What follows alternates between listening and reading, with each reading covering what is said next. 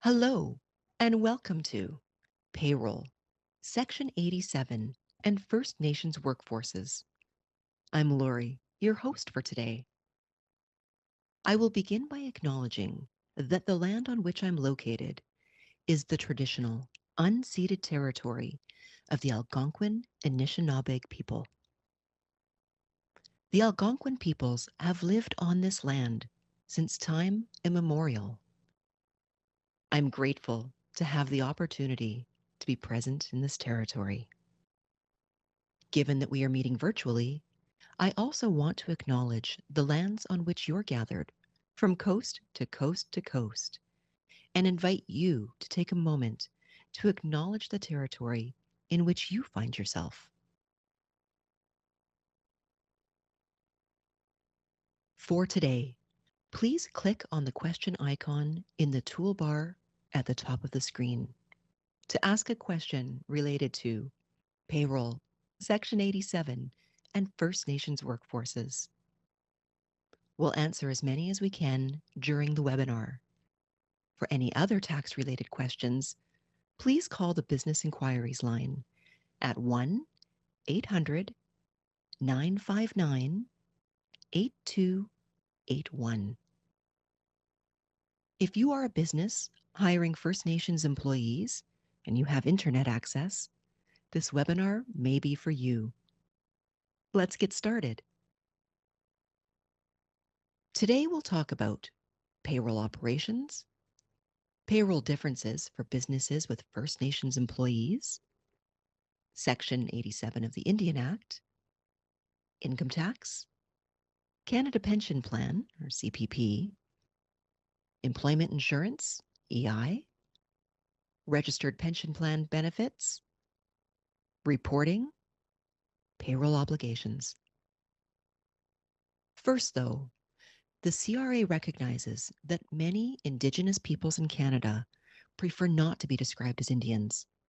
However, the word Indian is used in the presentation due to its legal meaning in the Indian Act, hereinafter called the Act. If you are a newly appointed member of a band council and your job involves payroll, then the first step will be to access your First Nations band profile, which is a collection of information that describes individual First Nation communities across Canada. Ensure that the information listed is up to date. Indigenous Services Canada maintains the First Nations profiles that also contain lists of council officials and expiry dates. This information is updated every 24 hours. First Nations public administration employers will need to verify the information on that website to have accounts updated with CRA. This can be done at change of owners, partners, or directors. Should your First Nation group share a tribal council with other First Nation groups, once the proper council members have been updated, any of the council members listed with CRA can authorize a representative for your First Nation account if needed. If you are an employer with employees registered under the Act or entitled to be registered under the Indian Act and whose employment income is situated on a reserve in accordance with the criteria established by the jurisprudence, their income may be tax exempt. Employment income of someone registered or entitled to be registered under the Indian Act is exempt from income tax under paragraph 81 1A of the Income Tax Act and section 87 of the Indian Act, only if the income is situated on a reserve.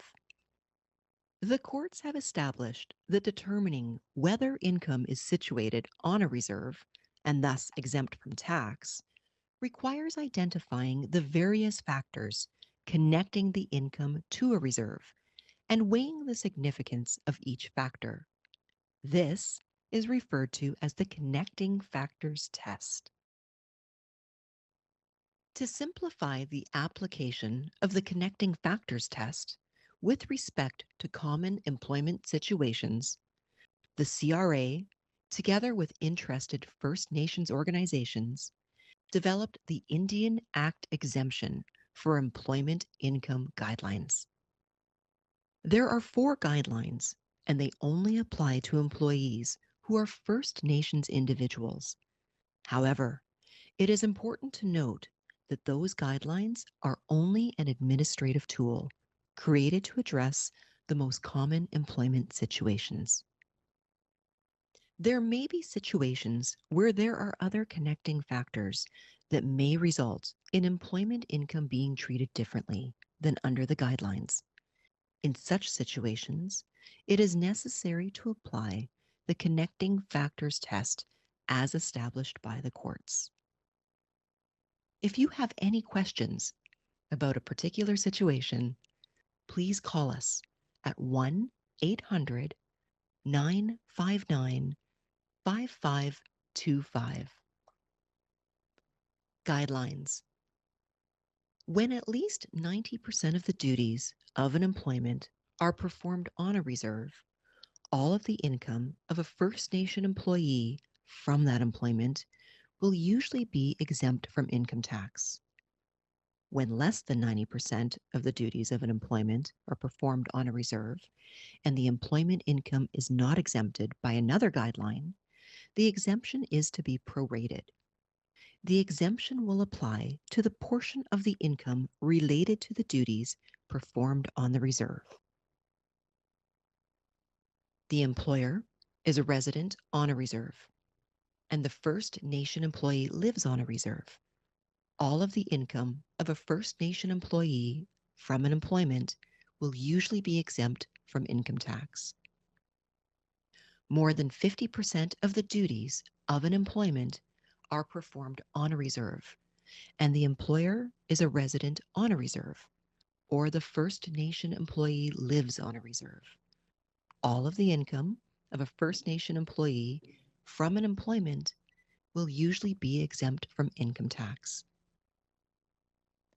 The employer is resident on a reserve, and the employer is a First Nation band which has a reserve, or a tribal council representing one or more First Nations bands which have reserves, or a First Nation organization controlled by one or more such bands or tribal councils, if the organization is dedicated exclusively to the social, cultural, educational, or economic development of First Nations who, for the most part, live on reserves, and the duties of the employment are in connection with the employer's non-commercial activities carried on exclusively for the benefit of First Nations who, for the most part, live on reserves, all of the income of a First Nation employee from an employment will usually be exempt from income tax.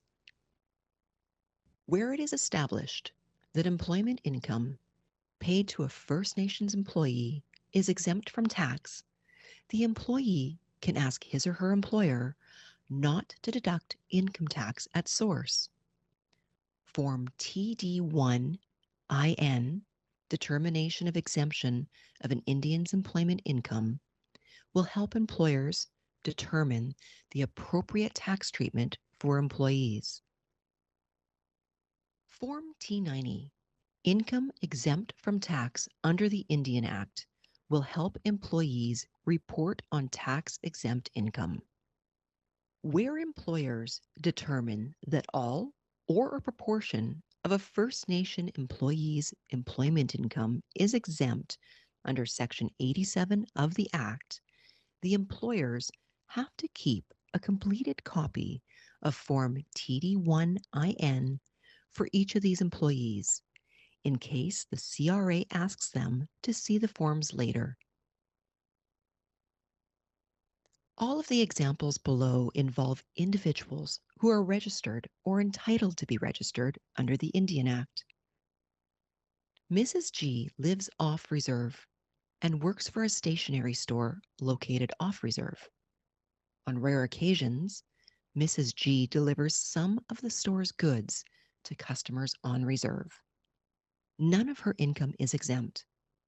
The trips to the reserve are merely occasional and are not a meaningful connecting factor. Mrs. H works for a logging company that is resident on a reserve. Mrs. H lives on a reserve, but performs her duties at lumber camps located off the reserve. Her employment income is exempt from income tax because the place where she lives and the residence of her employer are factors connecting her income to a reserve. Mr. E lives off reserve and works for a government department, mostly at a location off reserve. He spends 1/2 day per week on a regular basis working in a clinic on a reserve. Since 1/10 of Mr. E's work is performed on a reserve, 10% of Mr. E's income from this employment is exempt. Income from employment or self-employment that is exempt from tax under Section 87 of the Act is also exempt from CPP contributions. However, an employer may decide to participate in the CPP on behalf of all of their employees by filing Form CPT 124.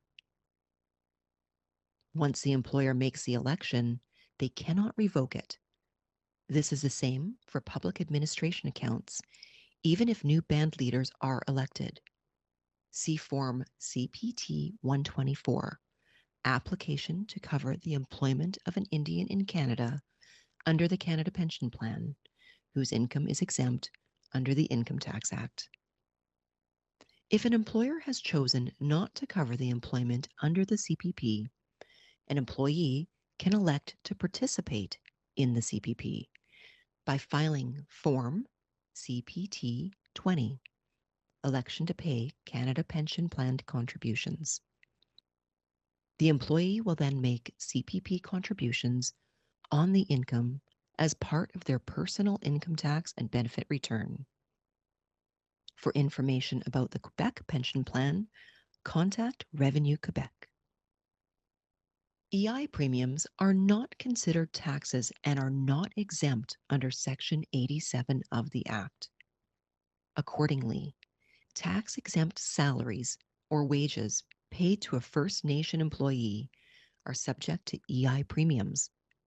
As well, EI benefits received by a First Nation employee are not taxable if the benefits relate to employment that was exempt under Section 87. If you receive registered pension plan benefits as a result of employment income that was exempt from income tax under Section 87 of the Act, the registered pension plan benefits will also be exempt from income tax. If a portion of your employment income was exempt, then a similar portion of the related registered pension plan benefits will be exempt from income tax. This exemption also applies to CPP, QPP, EI benefits, retiring allowances, and wage loss replacement benefits received as a result of tax-exempt employment income. Employers have to report on a T4 slip employment income that is exempt under Section 87 of the Act. On the slip, an employer will enter Code 71 in the area called Other Information. Other useful codes include Code 88, Indian Act, Exempt Income, Self-Employment. Code 94, Indian Act, Exempt Employment Income, RPP Contributions. Code 95, Indian Act, Exempt Employment Income, Union Dues. Nevertheless, for the employee to calculate their Canada Workers' Benefit for the tax year and for provincial or territorial benefits, they will need to report the income using Form T90, income exempt from tax under the Indian Act. Pensionable earnings must be reported in Box 26 of the T4 slip if an employer has elected to cover exempt employment income of a First Nations employee under the Canada Pension Plan. Employers and payers have a legal obligation to report all income paid to and deductions withheld from First Nations workers, employees, or self-employed workers on a T4 or a T4A slip, regardless of whether the income is taxable or exempt. For more information, go to Payments to First Nations Workers, Calculate Payroll Deductions and Contributions. Employers are expected to meet their payroll obligations, including those specific to employees with tax-exempt income. Today we discussed payroll operations, payroll differences for businesses with First Nations employees, Section 87 of the Indian Act, income tax, CPP, EI, registered pension plan benefits, reporting, payroll obligations. Tax administration is as complex as life itself.